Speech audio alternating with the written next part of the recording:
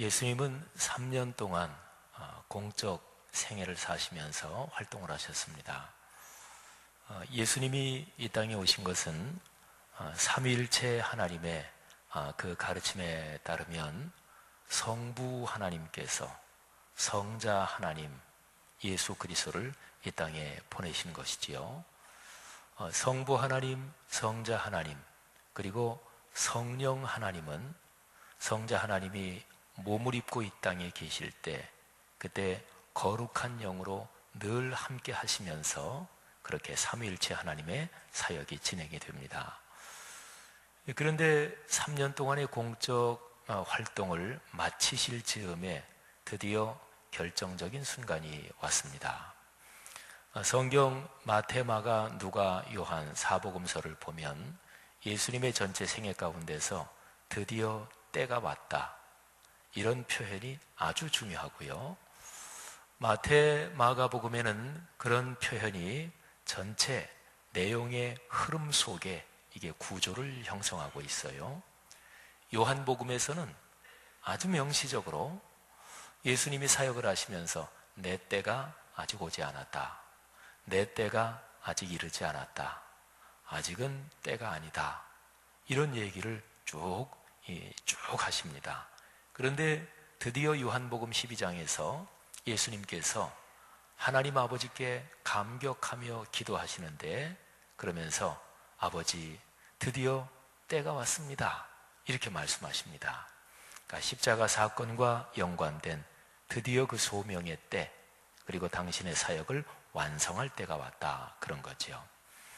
그리고 누가복음에도 드디어 때가 왔습니다, 이 얘기가 아주 강조돼서 기록이 되고 있습니다. 오늘 누가복음 22장 14절 말씀에 보면 이렇게 기록이 되어 있지요. 때가 이르매 예수께서 사도들과 함께 앉으사. 근데 이게 그냥 13절 14절 쭉 읽으면 그냥 뭐 때가 왔다, 이렇게 평범한 말로 읽힐지 모르지만 절대로 그렇지 않고요. 그 다음에 15절 말씀을 보면 때가 이르매, 이 말이 얼마나 큰 무게를 가진 것인가 하는 것을 알 수가 있어요. 이르시되 내가 고난을 받기 전에 너희와 함께 이 유월절 먹기를 원하고 원하였노라. 여러분 금방 느껴지잖아요.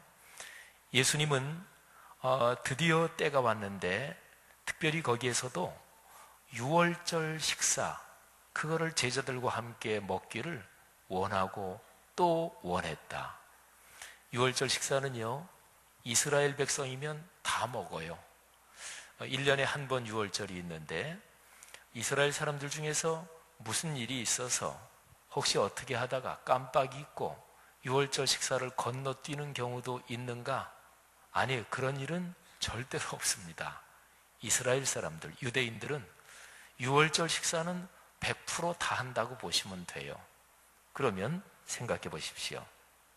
예수님께서 3년 동안 공적 활동을 하셨는데 재작년에도 제자들과 함께 유월절 식사 하셨을 것입니다. 그건 당연합니다.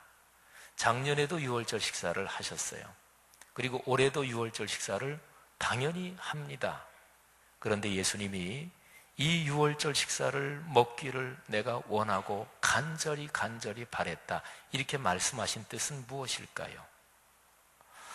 예수님의 공적 생애를 마치시는 마지막 해 유월절 식사는 작년, 재작년 했던 유월절 식사하고는 다른 거예요. 그리고 그 유월절 식사에는 삼위일체 하나님의 인류 구원의 계획이 거기에 엄청난 무게로 엄청난 초점을 향해서 거기에 집중되어 있는 것입니다. 성부 하나님이 성자 하나님을 사람 몸을 입고 이 땅에 내려보내신 것, 그래서 사역의 초점이 어디 있냐면 유월절 식사, 마지막 해 유월절 식사, 여기에 엄청난 강도로 집중되어 있어요. 이 마지막 해 유월절 식사가 예수님의 십자가 사건하고 뗄 수 없이 연관되어 있고요. 그리고 마지막 해 유월절 식사, 여기를 통해서 이 성자 하나님께서 십자가에 달려 돌아가시고 부활하시고 하늘로 오르신 다음에 그 다음에 성령 하나님의 시대가 본격적으로 시작되고 성령 하나님의 강한 역사가 일어나는데 그 출발점이 바로 세 번째 해의 유월절 식사입니다. 자, 그 의미를 우리가 설명드리기 전에 이때 예수님의 심정이 어떠셨겠는가? 제가 가만히 묵상하다가 제가 한 1년 한 3개월 전에 써놓은 글 중에서 바로 예수님의 이때의 심정, 이거하고 연관된 글이 있어서 제가 한번 읽어드리겠습니다. 제목은 소명의 시간. 아버지, 드디어 때가 왔습니다. 지나간 시간은 참으로 길었습니다. 아니, 어쩌면 짧기도 했습니다. 격정과 감동, 기쁨과 웃음, 슬픔과 분노는 모두 시간의 강에 떠내려 보냈습니다. 여리고 길가의 거린과 베데스다의 병자들은 시간의 어느 조각에 새겨져 있습니다. 갈릴리의 여인들은 순종으로 따라왔고 우직한 뱃사람들은 고집이 세기도 했습니다. 예루살렘 성전의 아름다움은 눈물에 가렸습니다. 흰놈 골짜기에 사는 버림받은 사람들, 그들을 끌어안고 하늘아버지께 올린 기도는 시간이 흘러간 어느 강변에 머물러 비옥한 땅 속에 묻혀 봄의 부활을 기다리고 있습니다. 아버지, 아버지의 시간이 왔습니다. 저는 그저 기다렸습니다. 아버지가 정하신, 아버지가 일구어 놓으신 땅, 이제는 무엇 하나 거기에 떨어지면 100배도 넘게 열매 맺을 비옥한 시간이 왔습니다.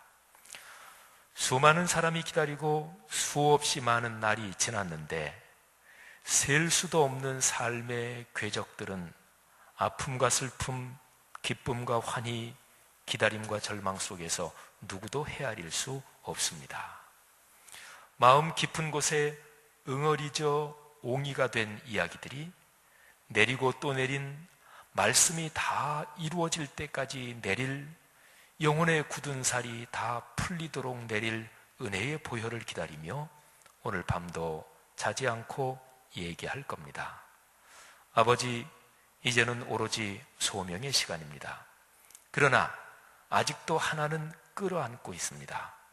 아버지께서 제게 주신 사람들, 그들을 사랑하는 마음만은 소명의 마지막 길에도 끌어안고 가게, 배신자까지 끝까지 부둥켜 안고 가게 해 주십시오. 지금 제가 씻어주는 이들의 발이 나중에는 복음의 기쁜 소식을 전하는 평화의 발이 되게 해 주십시오.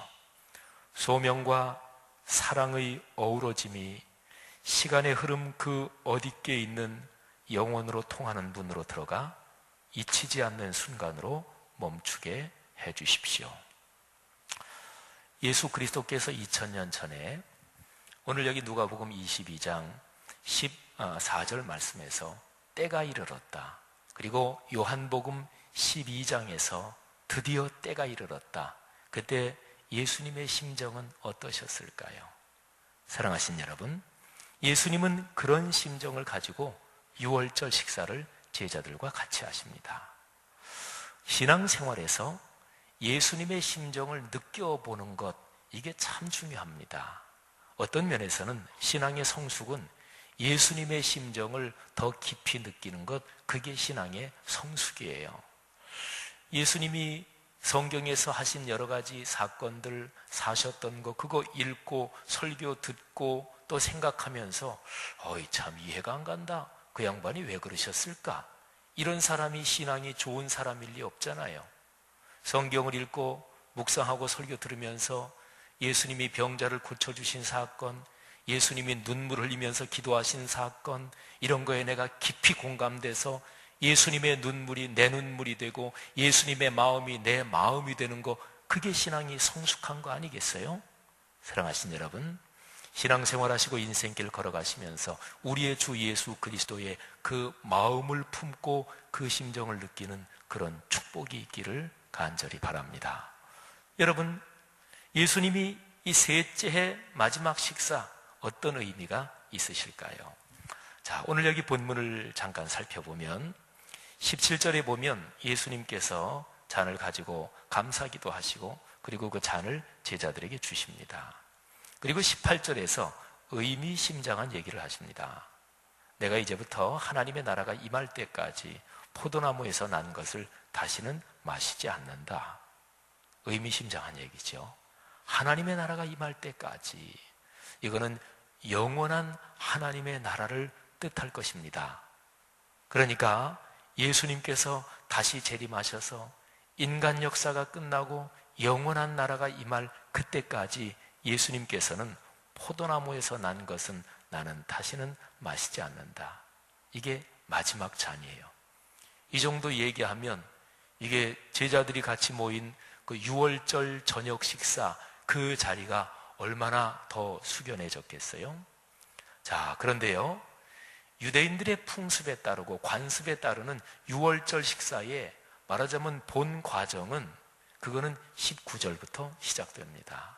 보통 6월절 저녁 식사로 모이면 이렇게 앞에 포도주나 또는 음료나 이런 거를 이렇게 한 잔 돌리면서 자연스럽게 이런저런 얘기를 하는 시간이 있습니다. 그때의 유대인 가정의 가장들은 옛날 얘기를 합니다. 하나님이 이스라엘 백성을 지켜주셨고 이끌어주셨던 하나님의 위대한 역사를 담은 과거의 그 선조들의 이야기를 해요. 그 중에서 제일 핵심적인 얘기는, 더군다나 6월절 저녁 식사이기 때문에 제일 핵심적인 얘기는 말할 것도 없이 출애굽 사건입니다. 이스라엘 백성이 출애굽할 때 그때에 시퍼런 물이 넘실거리는 홍해 바닷가가 앞을 가로막고 뒤에서는 애굽의 철병거가 전차 군단이 먼지 폭풍을 일으키면서 달려오는데 꼼짝없이 다 죽었지요. 몰살입니다. 근데 그때 전능하신 하나님께서 바다를 가르시고 그리고 바다를 육지처럼 건너게 하신 그 위대한 출애굽 사건, 그거는 언제나 얘기하는 겁니다. 그래서 이제 그런 얘기가 이렇게 끝나고, 그리고 이제 6월절 저녁 식사, 어느 정도 세레모니얼하게 좀 엄숙하게 그런 분위기도 담아서 식사가 시작되는데 커다랗게는 두 가지예요. 첫째는 떡을 나눕니다. 그리고 두 번째는 잔을 나눕니다. 잔을 나누면서는 이제 식사가 다 이제 끝나는 거예요. 오늘 여기에 6월절 저녁 식사는 정확하게 19절, 20절에 기록이 되어 있습니다. 또 떡을 가져 감사기도 하시고 그리고 그들에게 나눠주시지요. 20절에 저녁 먹은 후에 잔도 그와 같이 하여 이렇게 번역이 되어 있는데, 이거는 6월절 저녁 식사를 맨 마치는 그 잔을 말하는 건데요. 어쨌든 잔도 그렇게 감사기도 하시고 또 나눠주십니다.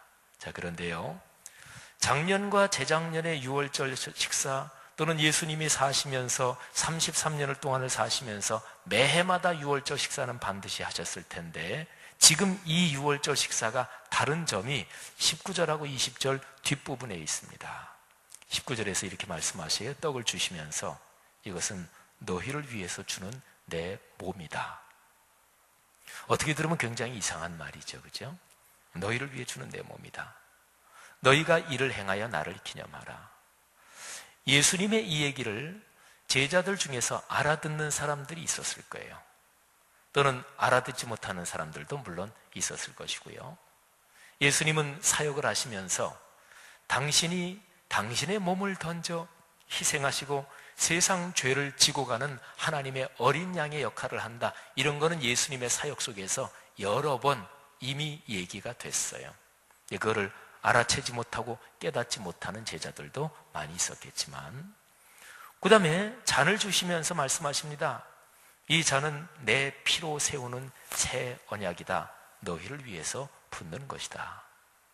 이거는 더 특별한 단어가 들어가 있지요. 이것은 내 피로 세우는 새 언약이다. 거기에 모인 제자들이 유대인들이니까, 이스라엘 사람들이니까 피라는 말하고 언약이라는 말하고 그거는 익숙했을 거예요. 가장 중대한 언약을 세우는 것은 거기에 피의 희생 제사가 있어야 했으니까요. 그런데 여기에 새 언약, 이 말씀이 제자들에게 아주 특별하게 다가왔을 것입니다. 언약 그러면 이스라엘 사람들은 을의 성경을 생각했어요.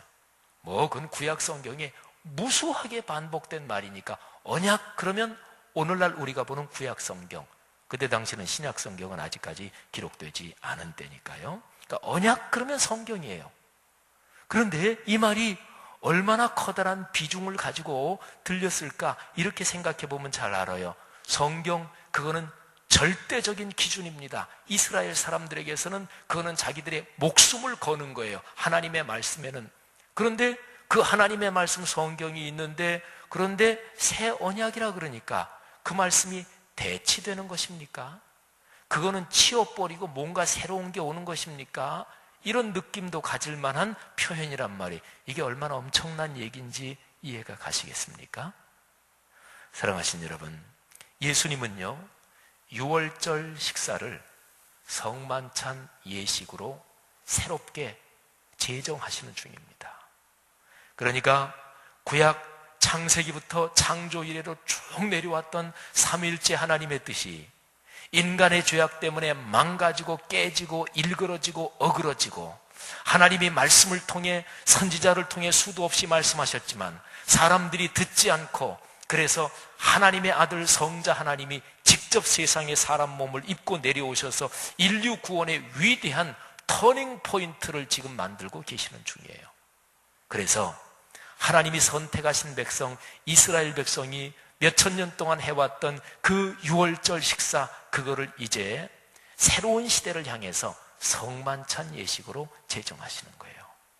이게 바로 너희를 위해서 주는 내 몸이다, 너희를 위해서 흘리는 내 피다. 예수님 자신이 희생의 제물이 친히 되셔서, 그래서 위대한 인류 구원의 새로운 거룩한 예식을 제정하는 건데, 이게 유월절 식사가 성만찬 예식으로 바뀌는 거죠. 사랑하신 여러분, 여기에 예수님 사역의 모든 것이 걸려 있습니다.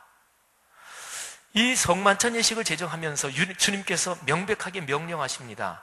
너희가 이를 행하라. 여러분, 성경에서 예수님께서 명령하신 것은 특별히 중대하지요. 신앙인은 무엇입니까? 예수님이 명령하시는 것을 순종하는 게 신앙입니다. 축복은 어디에서 오나요? 예수님이 명령하신 것을 따를 때 축복이 옵니다. 이 축복이 여러분의 것이 되시기를 축원합니다. 진정한 삶의 성공은 어디서 오는가요? 예수님이 명령하신 거기에 내 인생을 걸 때 거기에서 가정 가문이 성공하고 인류 역사가 그 축을 따라 흐르게 됩니다. 이런 축복이 여러분의 가정 가문에 있기를 주의 이름으로 축원합니다. 사랑하신 여러분, 오늘 여기 말씀에서 사실은 제가 설교 제목에서 일부러 설교 제목에서 중요한 부분은 안 썼어요. 오늘 설교 제목이 너희가 이를 행하여 이거잖아요. 근데 사실은 제가 쓰고 싶은 만큼 설교 제목을 다 썼다면 너희가 이를 행하여 나를 기념하라, 이 두 어절을 더 썼을 것입니다. 근데 더 이게 중요하기 때문에 좀 유별나게 마음속에 남으라고 일부러 설교 제목을 중간에서 끄는 거예요. 자, 생각해 보십시다.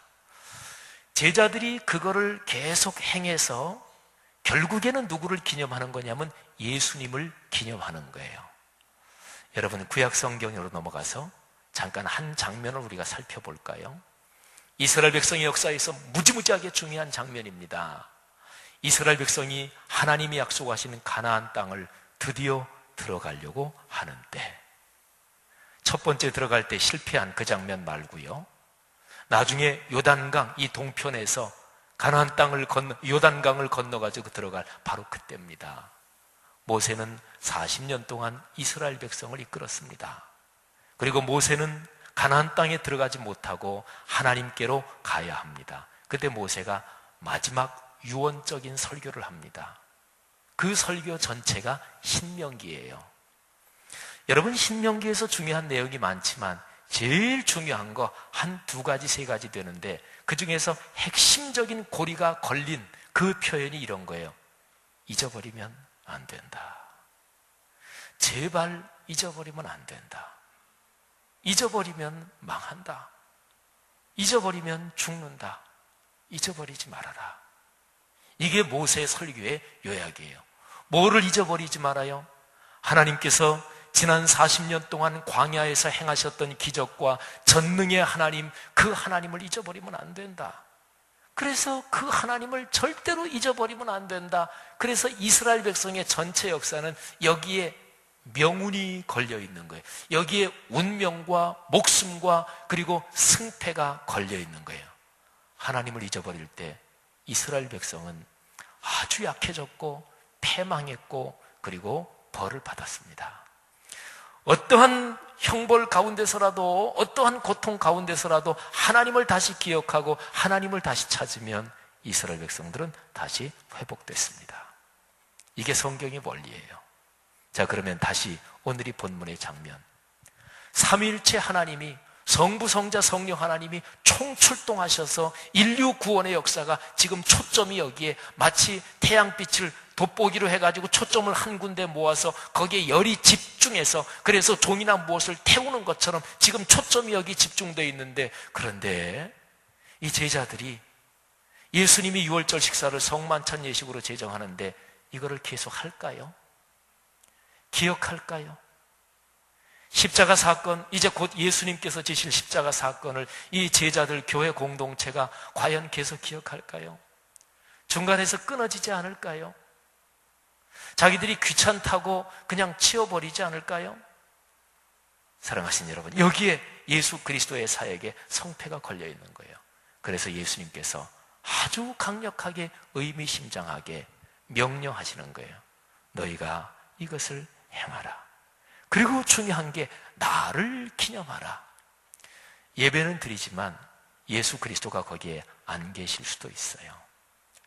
하나님 앞에 찬양하고 예배드리고 예물을 드리지만, 그런데 하나님에 대한 경외심은 하나도 없을 수가 있어요. 이상하게 들리십니까 혹시? 아니에요. 성경에 너무너무나 많은 얘기예요. 대표적으로 예수님께서 이 땅에 오셔서 하나님께 예배드리는 유일한 성전 예루살렘에 들어가셨을 때 예수님께서 뭐라고 말씀하셨습니까? 마가복음 11, 17, 11장 17절에서 내 집은 만민이 기도하는 집이라 일컬음을 받으리라, 그렇게 성경이 기록되었는데 너희는 강도의 소굴을 만들었도다. 사랑하신 여러분, 그때 당시에 예배 의식이 없었나요? 아니, 있었어요. 성전 찬양대가 없었나요? 아니, 있었어요. 직분자 없었나요? 있었어요. 하나님 앞에 제물 안 드렸나요? 아니에요, 드렸어요. 그런데 예수님이 보기에는 그거는 강도의 소굴이었어요. 사랑하신 여러분, 교회 공동체가 예수님이 제정하신 성만찬 예식을 진행을 하면서 잊어버리지는 않고 중단되지는 않고 기억하고 계속 하기는 하는데, 그런데 거기에서 예수님을 기념할 수 있을까요? 예수님을 기념할 수 있을까요? 그냥 하는 예식, 그냥 늘 반복되는 그 정도? 성만찬 예식에서 십자가에 달리시고 자신을 희생하신 예수 그리스도의 희생을 본받아 내 죄를 깨닫고 겸허하게 나도 희생하며 섬기며 살겠다고 그렇게 주 예수 그리스도의 삶을 기념할 수 있을까요? 이게 바로 2000년 교회 역사에 승패가 걸린 지점입니다. 그래서 종교 개혁자들, 우리의 위대한 신앙의 선배, 2000년 교회 역사, 그리고 창세 이후로부터 따져도 그 긴 역사 가운데 아주 찬란하게 하나님의 뜻을 중심으로 이해한 귀한 하나님의 사람들, 이 종교 개혁자들은 교회가 어디 있느냐, 거기에 대해서 이렇게 얘기했습니다. 교회는 두 가지를 확인하면 된다. 하나님의 말씀이 올바르게 선포되느냐, 들리는 말씀이지요. 성례전이 올바르게 주님께서 명령하신 대로 거행되느냐, 보이는 말씀이지요. 거기에 교회가 있다 그랬습니다. 사랑하시는 성도 여러분들이요, 한 달에 한 번 있는 성만찬 예식이 여러분의 삶에 축복의 통로인 것을 깊이 깨닫고 복을 얻으시기를 축복합니다. 옛날로 거슬러 올라가면 성찬 예식에 참여하지 않는 것 자체가 큰 죄였습니다. 성만찬 예식은 정성을 다해서 준비하고 미리 기도로 준비하고 내 속에 성찬식에 참여하지 못할 만한 죄가 있는가 살피고 그 죄를 회개하고서 성찬식에 참여했던 것입니다. 그래서 성찬 예식에서 인간관계에 맺혔던 게 풀리고 원망 불평이 풀리고 다시 한번 십자가 사건을 감사하는 것이지요. 이런 축복이 여러분에게 있기를 주의 이름으로 축원합니다. 하나만 잠깐 더 우리가 생각할까요? 오늘 여기 말씀 21절에 이렇게 기록이 되어 있습니다. 그러나 보라, 나를 파는 자의 손이 나와 함께 상 위에 있도다. 여러분, 사복음서 중에서 누가복음서가 가룟 유다 예수님을 배반하고 팔아먹은 그 제자가 성만찬 예식에 다 참여했다, 이게 아주 명백하게 나와 있어요. 성찬의 떡을 나누기 전에, 성찬의 잔을 나누기 전에 유다는 나갔는가? 아니에요. 그 성찬 예식에 유다는 다 참석하고 그리고서 유다는 밖으로 나간 거예요. 이게 현실입니다. 오늘날 교회 공동체가 성만찬 예식을 행하지만 사실은 성경에 기록된 이 말씀처럼 주님을 사랑하지 않는 자도 이 가운데 있을 수 있습니다. 주님을 파는 자도 있을 수도 있습니다. 이거는 교회 공동체가 사역하는 현실이에요. 그러나 교회 공동체는 결코 패배하지 않을 것입니다. 그는 삼위일체 하나님께서 거기에 임재하시고 하나님의 임재와 현존을 경험한 축복의 가정, 가문, 축복을 누리고 축복을 나누어 줄 사람들이 늘 이 자리에는 있기 때문에 그렇습니다. 성도 여러분들이요, 한 사람도 빠지지 말고 한 가정도 빠지지 말고 모두가 성찬의 은혜 넉넉하게 누리시기를 축원합니다. 한 달에 한 번인 성찬에서 수요 예배는, 성찬 주일이 있는 그 전 수요 예배는 모든 성도가 다 나와서 성찬을 위해 준비하는 그런 예배가 됐으면 좋겠고요. 하나님께서 이 성찬을 통해 우리 교회를 축복하시고 교회를 통해서 하나님의 위대한 뜻을 이루실 것입니다. 기도하겠습니다.